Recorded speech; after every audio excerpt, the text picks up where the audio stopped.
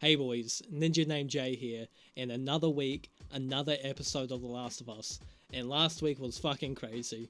Jackson, they were overrun with infected. They're good now. And the big one, Joel is dead.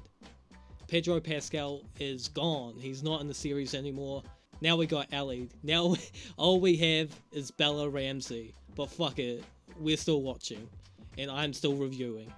First, I'm just going to go through the plot, give my little interjections, then at the end I'll give my review on the episode as a whole. It is raining while I'm recording. Hopefully it just adds to the ambiance. So we start off the episode with two short, but I guess necessary scenes. The first one is of Tommy, and he's like in this mortuary, I guess. And Joel's body is in front of him, covered in a blanket, and he's, saying his final goodbyes.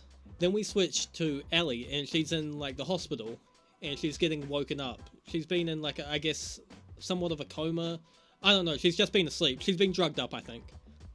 And she starts remembering what happened, fucking Joel getting killed, and she just starts screaming. It is so fucking funny. I was dying laughing watching this. Just the fucking face she was making was so funny. Oh my god. But meanwhile, in Jackson, everyone's rebuilding. They're trying to get back to normal. Then we have this scene with Ellie, and she's with the that psychologist lady. And the scene sucked. In my opinion, these are two of the worst characters in the show. Not just how they're written, but the actresses. I think they both suck. I hate this psychologist character. She's so fucking cringe in Reddit. Throughout the episode and the last one as well, she just keeps talking about how, she fucking loves smoking weed and fuck this, fuck that. Like, shut the fuck up. Shut up. And yeah, just not a great scene all around. So next, Ellie, she returns home. She gets let out the hospital, I guess. And she's walking around the house. She's looking around and she's like, fuck, Joel's not here. I'm all alone. That motherfucker is dead. But anyway, she finds this box that's been put on, I think it was Joel's bed, and it has a revolver and a watch in it. Then she goes over to Joel's closet, and she starts fucking crying and sobbing. And barely any tears come out. Her face isn't red and blushed and anything. She really needs to work on her crying. But anyway, there's a knock at the door. Dina's there. She's like, yo, Ellie, can I come in? And Ellie's like, yo, wait a minute. She, wipes away her tears, opens the door, and they both go and sit down at the kitchen table or whatever. And they start talking. Dina had brought these cookies, right? And she's like, they're not for free. I got some bad shit to tell you. And she tells Ellie that she withheld information about the Fireflies and how she knows a little bit about them. And she didn't tell Ellie at the hospital because she knew Ellie was about to crash out. And when Dina is telling her this, fucking Bella Ramsey, she's making the most uncanny faces possible. Like, it's almost like she has no emotion, but she's obviously trying to convey emotion. I think that's just the way her face is built. She just can't convey emotion. During the episode, I was kind of trying to look at her facial structure. And I was trying to see if she has fetal alcohol syndrome. So I know a lot of Brit bugs have that, but I don't know. I don't think she does. Guys, comment down below. Does Bella Ramsey have fetal alcohol syndrome? But yeah, anyway, Dina tells Ellie a lot about the Fireflies. She knows all of their names, and she knows that they're from Seattle, and that they're called the Washington Liberation Front, I think. With this information, Ellie wants to leave straight away. But Dina shuts this down. She's like, no, we have to go through the town. We have to have a meeting about this. And Ellie reluctantly agrees. Then we cut to this group of fucking LARPers with bow and arrows and hammers, and they're walking through this forest, this national park or some shit. They're dressed like a fucking medieval serf or some shit. I don't know what the fuck is going on. And this bald fucking dude, he's got this pimple at the back of his head as well. It might have been a mole or some shit, but I'm pretty sure it was a pimple. And yeah, they're doing all these cool whistles and shit. And the dude at the front, he's with this little girl, they're talking, and they hear this whistle all the way from the back, and it's a warning. They all go and hide, and they're hiding in the bushes. And the little girl says, is it the demons? And then the guy is like, no, it's worse than that. It's the wolves. Ooh, pretty spooky, pretty spooky. Then we cut back to Ellie, and she's boxing. And she's so fucking shit. She talks a lot of shit.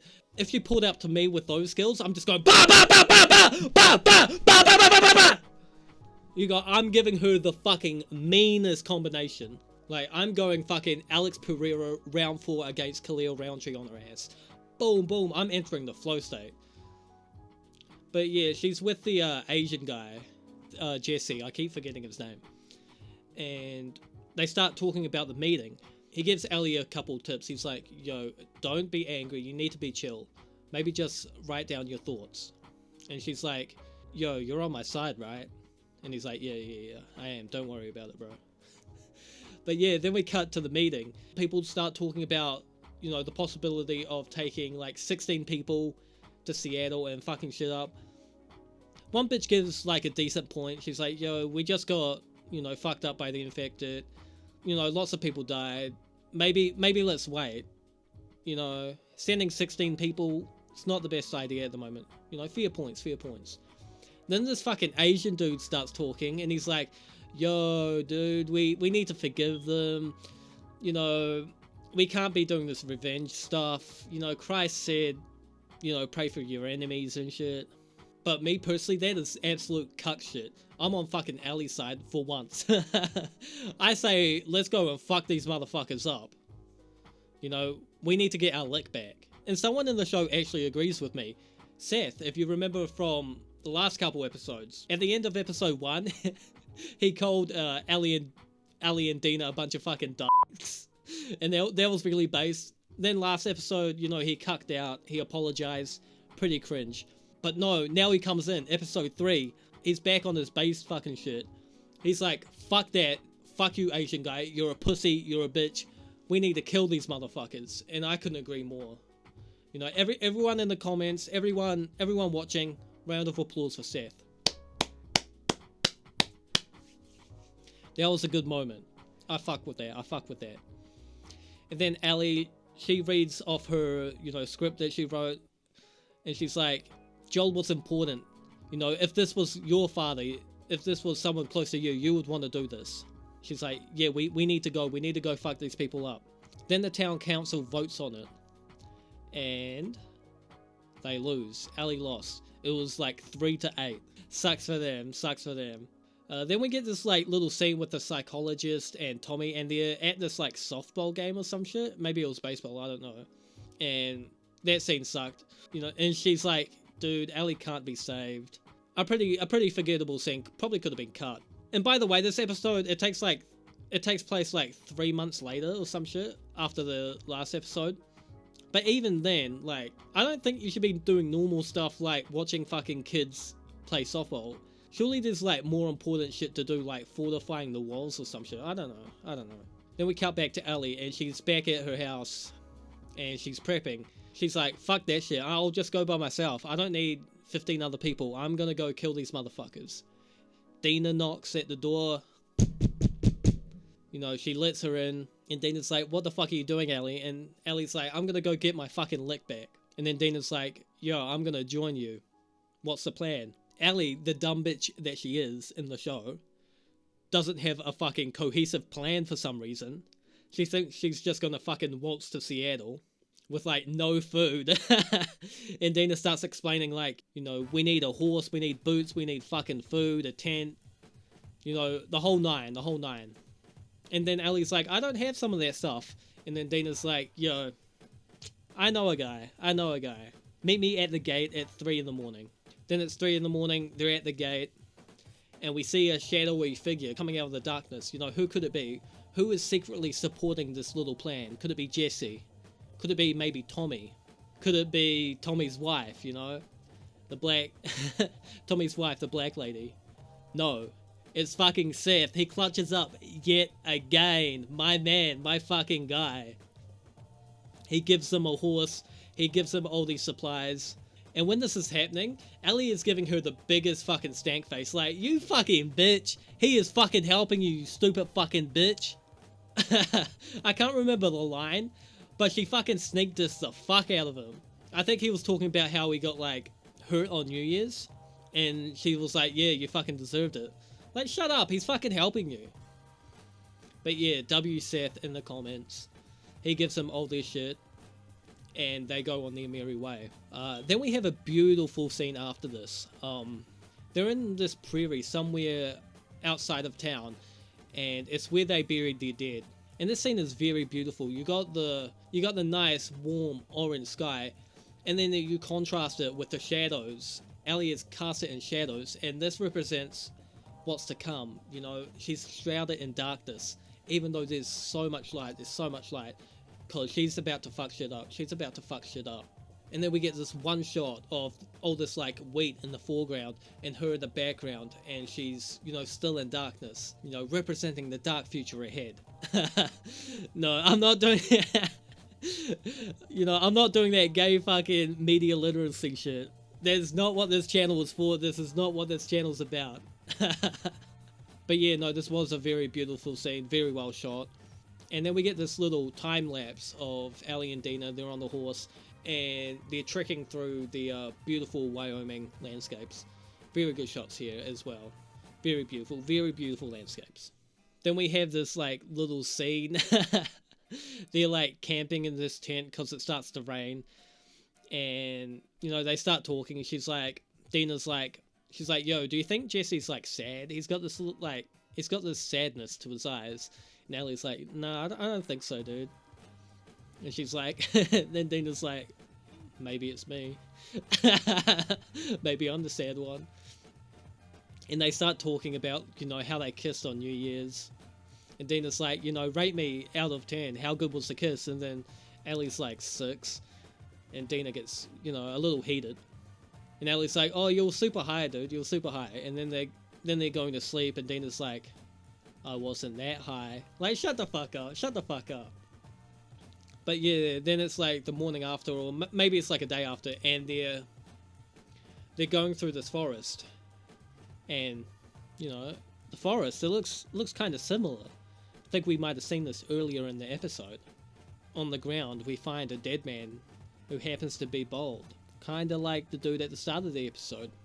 And during this, by the way, Dina makes this like really dumb decision. She decides to fucking walk off and not tell Ellie for some reason. Which, that's dumb as fuck. But anyway, she comes running out of the forest and starts throwing up. And this leads Ellie to go investigate. And what she finds is horrifying. Dead bodies everywhere. And one of them is the girl from the start of the episode. And you know, there's bullet casings on the ground, and they're all from different calibers and shit. And Ellie explains, you know, this can't be, you know, what's the main government? She's like, it's not them. Maybe it was, you know, the WLF. You know, Abby and her gang, they're not good guys. They just gunned down a bunch of fucking kids and shit. But anyway, we see Ellie and Dina, and they're making their way to Seattle. And I mean, this dialogue from here on out is fucking so cringe. Dina's like, it's quiet. And then Ellie's like, too quiet. Like, shut the fuck up. I know Neil Cuckman. I know you wrote that part, you fucking pussy. And she says something else as well, like, I don't know, something else cringe. I forgot. And, oh my god. So cringe. Fuck you, Neil Cuckman. You're a bitch. Fuck you. At the end of the episode, Ellie and Dina, they made their way to Seattle. And by the way, Seattle is completely fucked up.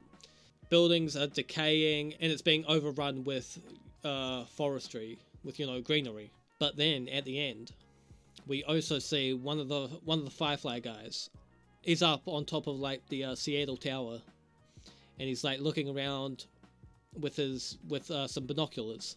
And then we see this fucking small fucking army going through the streets, ready to fuck some shit up. I don't know where they're going. I don't know if they're trying to fuck up Jackson again or fuck up some other people, but they mean business. We had in an earlier scene when Dina was talking to Ellie, she was like, I don't think, you know, the WLF, I don't think they're that big. I don't think they have many people. But here we see a good couple hundred, and they got fucking armored trucks as well, and they're all geared up. You know, they're ready to fuck some shit up. And the episode ends like that, with the whole fucking army walking to cause some fucking mayhem.